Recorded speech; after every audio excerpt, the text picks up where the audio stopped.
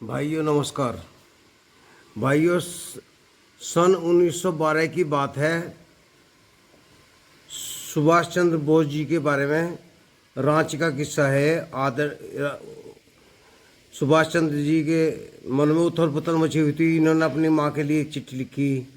आदरणीय माँ, सादर चरण स्पर्श।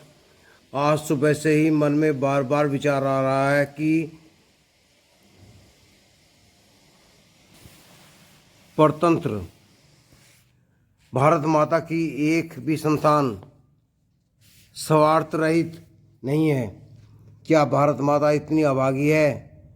कहाँ है वे वीर आर्य जो भारत माता पर अपने प्राणों का बलिदान कर सकें? अब हमें जागना होगा। माँ, हम कब तक यूँ देश की दुर्दशा देखते रहेंगे? 84 लाख योनियों के बाद कहीं हमें मानव देह प्राप्त हुई है। यदि इस जीवन में कोई श्रेष्ठ कर्म न कर सके तो जीवन ही व्यर्थ हो जाएगा। भगवान ने कलयुग में एक नई जाति बनाई है, वह है बाबू लोगों की। यह जाति किसी अन्य युग में नहीं थी। प्रभु ने हमें पैर दिए हैं, पर हम 10-20 कोस चल नहीं सकते क्योंकि हम बाबू हैं। ईश्वर ने हमें हाथ दिए हैं, पर हम शर्म नहीं करते। हम शर्म को छोटे लोगों का काम समझकर उससे घृणा करते हैं। इसका एक ही कारण है कि हम बाबू हैं। हम सब काम नौकरों से करवाना चाहते हैं। हाथ पैर चलाने में हमें कष्ट होता है। हम बाबू हैं। गर्म देश में जन्म लेकर भी हम गर्मी सहन नहीं कर सकते। साधारण सी ठंड में हम वस्त्रों से लद जाते हैं। ज्ञान विवेक होते हुए भी हम उसका उपयोग नहीं करते। मानवता की ओर हमारा ध्यान ही नहीं जाता। यही कारण है कि हमारा देश दिन प्रतिदिन पतन की ओर बढ़ रहा है। अब समय आ गया है जब हमें अपना स्वार्थ त्याग कर भारत माता की सेवा में जुट जाना चाहिए। आजकल हर पल मेरा हृदय भारत माता के रुदन की आवाज़ सुनता है। शायद एक दिन और लोग भी इसे सुनेंगे। मैं चिरकाल तक भारत माँ का सेवक बना रहना चाहता हूँ। आपका सुभाष। माँ देखो भाइयों कितने ऊंच विचार थे सुभाष जी के। लेखक परिचय। नेताजी सुभाष चंद्र बोस का जन्म 23 जनवरी 1897 को उड़ीसा के कटक में हुआ था। नेताजी आज़ाद भारत के सबसे बड़े पैरवीकार थे। उन्होंने नारा दिया था, तुम मुझे खून दो, मैं तुम्हें आज़ादी दूंगा। भारत माता को स्वतंत्र कराने के लिए नेताजी ने आज़ाद हिंद फौज की स्थापना की थी।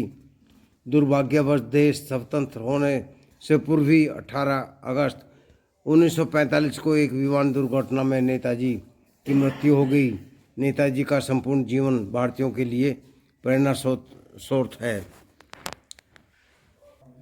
भाइयों, देश के प्रति मन में कितने भाव उमड़ते थे सुभाष चंद्र जी के अंदर। ऐसे भाव, ऐसे क्रांतिवीर आजकल नहीं हैं, होना चाहिए कम से कम। भाइयों, सुभाष चंद्र बोस जी के जीवन परिचय से हमें एक प्रेरणा मिलती है। देश भावना जागती है मन में। ऐसी कहानियाँ हमें सुनते रहना चाहिए भाइयों। हम ऐसी उलझुल कहानी सुनकर समाज से भटक गए हैं। देश प्रेम हमारे अंदर नहीं रहा है। आजकल जो फिल्में बन रही हैं ऐसी कहानियों पे बन रही हैं कि जिससे समाज भटक रहा है। अच्छी कहानियाँ कोई नहीं पेश करता। अच्छी कहानियाँ भाइयों किताबों में मिल जाती हैं, जैसे मैं आपको इस किताब में दिखा रहा हूँ। भाइयों नमस्कार। भाइयों, सन 1912 की बात है। सुभाष चंद्र बोस जी के बारे में रांची का किस्सा है। सुभाष चंद्र जी के मन में उथल पुथल मची हुई थी। इन्होंने अपनी माँ के लिए एक चिट्ठी लिखी। आदरणीय माँ, सादर चरण स्पर्श। आज सुबह से ही मन में बार बार विचार आ रहा है कि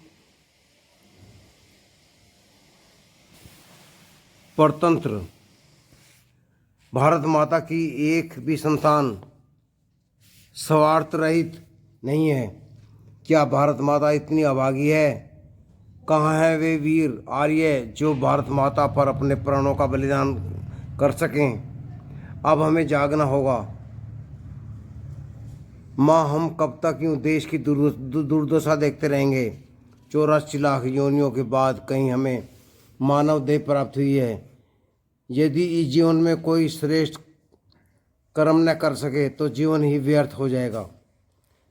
भगवान ने कलयुग में एक नई जाति बनाई है, वह है बाबू लोगों की। यह जाति किसी अन्य युग में नहीं थी। प्रभु ने हमें पैर दिए हैं, पर हम 10-20 कोस चल नहीं सकते क्योंकि हम बाबू हैं। ईश्वर ने हमें हाथ दिए हैं, पर हम शर्म नहीं करते। हम शर्म को छोटे लोगों का काम समझकर उससे घृणा करते हैं। इसका एक ही कारण है कि हम बाबू हैं। हम सब काम नौकरों से करवाना चाहते हैं। हाथ पैर चलाने में हमें कष्ट होता है। हम बाबू हैं। गर्म देश में जन्म लेकर भी हम गर्मी सहन नहीं कर सकते। साधारण सी ठंड में हम वस्त्रों से लद जाते हैं। ज्ञान विवेक होते हुए भी हम उसका उपयोग नहीं करते। मानवता की ओर हमारा ध्यान ही नहीं जाता। यही कारण है कि हमारा देश दिन प्रतिदिन पतन की ओर बढ़ रहा है। अब समय आ गया है जब हमें अपना स्वार्थ त्याग कर भारत माता की सेवा में जुट जाना चाहिए। आजकल हर पल मेरा हृदय भारत माता के रुदन की आवाज़ सुनता है। शायद एक दिन और लोग भी इसे सुनेंगे। मैं चिरकाल तक भारत माँ का सेवक बना रहना चाहता हूँ। आपका सुभाष। माँ देखो भाइयों कितने ऊंच विचार थे सुभाष जी के। लेखक परिचय। नेताजी सुभाष चंद्र बोस का जन्म 23 जनवरी 1897 को उड़ीसा के कटक में हुआ था।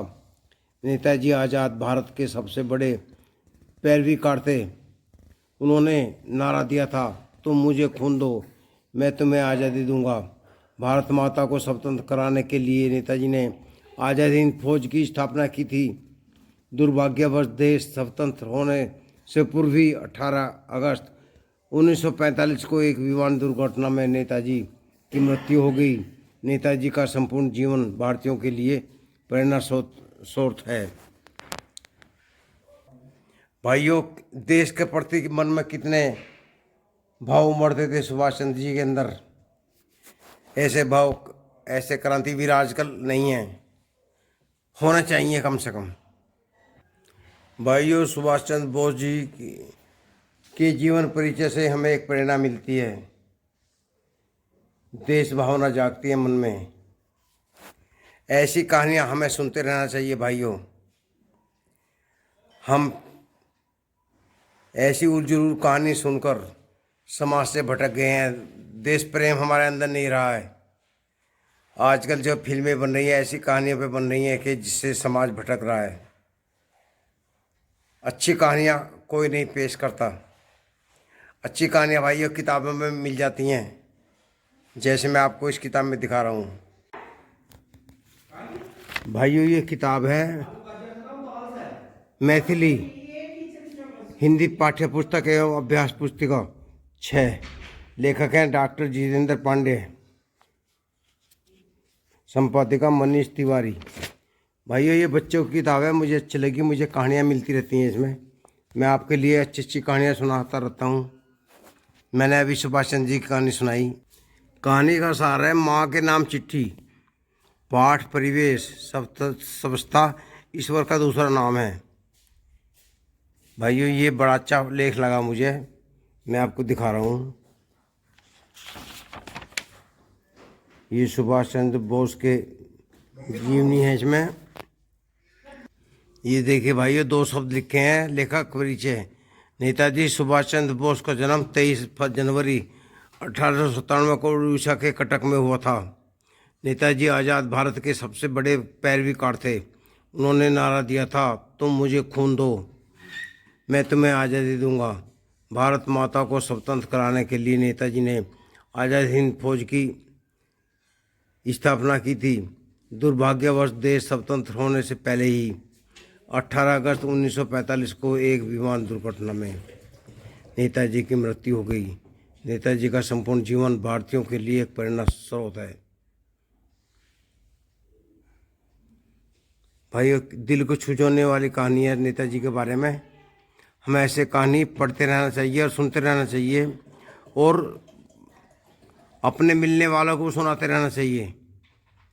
भाइयों, आपको कहानी जरूर अच्छी लगी होगी, पसंद आई होगी, तो दूसरे भाइयों को 2-4 लोगों को वीडियो को शेयर कर देना। नमस्कार।